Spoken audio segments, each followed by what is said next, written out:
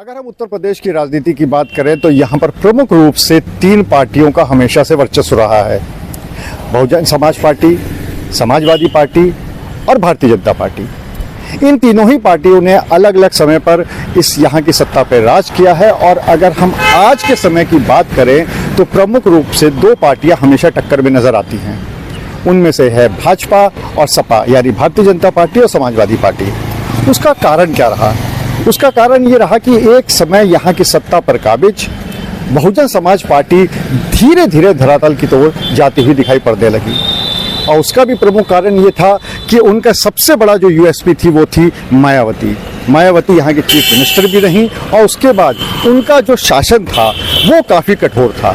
इस बात को जनता ने भी काफ़ी पसंद किया था, लेकिन उसके बाद इस तरह का कोई भी नेता बसपा में निकल के नहीं आ पाया जिसके लिए ये कहा जा सके कि ये पार्टी को आगे ले जाने में सक्षम है। और यही कारण रहा कि धीरे धीरे करके लगातार बसपा की सीटें गिरती चली गई और आज की तारीख में एक तरह से बिल्कुल शून्य पे बसपा आ चुकी है। लेकिन उसके बाद बसपा ने यानी मायावती ने एक नया दांव खेला और अपने भतीजे आकाश आनंद को सक्रिय राजनीति में लेके आई। अगर हम चुनाव की बात करें तो चुनाव से बिल्कुल पहले आकाश आनंद बहुत तेजी से ऊपर उठ रहे थे, लेकिन एकाएक उनके कुछ विवादित बयानों की वजह से उनको पार्टी से अलग कर दिया गया। काफ़ी लंबे समय तक वो हाशिए पर रहे, पार्टी में सक्रिय नहीं हो पाए और उसके बाद एक बार फिर मायावती ने आकाश आनंद को बागडोर संभालने को दी है। और इस बात से अगर हम बसपा की बात करें, उनके कार्यकर्ताओं की बात करें तो उनके अंदर काफ़ी खुशी की लहर है। और इसका असर देखने को मिला कानपुर में, क्योंकि कानपुर में बहुजन समाज पार्टी ने, बसपा ने बहुत से ऐसे कार्यकर्ता उनको शामिल कराया अपनी पार्टी में, जिसमें कि आज़ाद पार्टी और भीम आर्मी थी।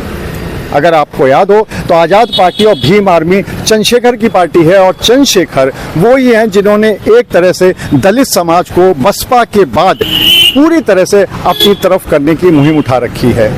काफ़ी चर्चित नाम है, आज की तारीख में सांसद भी हैं और उसका सबसे बड़ा कारण यही है कि वो एक दलित समाज का नेतृत्व करते हुए नजर आ रहे हैं।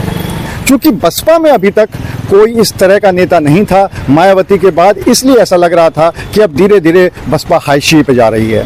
लेकिन आकाश आनंद को एक बार फिर से जो पार्टी की बागडोर संभालने को दी गई है, उसके बाद से ऐसा लगने लगा है कि शायद अब बसपा फिर से एकजुट हो रही है।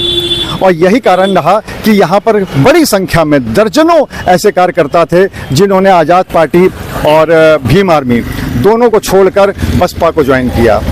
और एक बात जो सबसे ज़्यादा महत्वपूर्ण रही वो ये कि बाकायदा बसपा की तरफ से ये कहा गया कि हम पार्टी में 50% युवाओं की भागीदारी सुनिश्चित करेंगे।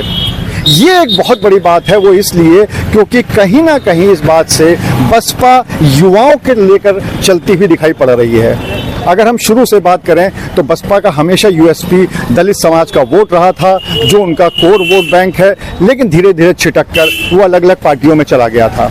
और दूसरी तरफ चूंकि एक कोई युवा नेतृत्व नहीं था, इस वजह से भी इसको पार्टी का नुकसान उठाना पड़ता था।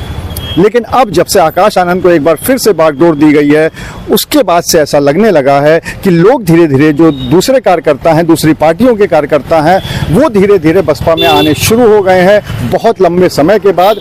और जो 50% युवाओं की भागीदारी सुनिश्चित करने की बात हो रही है, ये भी एक बड़ी बात है, क्योंकि इससे ये संकेत ज़रूर जा रहा है कि अब एक नया एरा शुरू होने वाला है बसपा के अंदर, जो कि शायद आकाश आनंद से शुरू हो सकता है।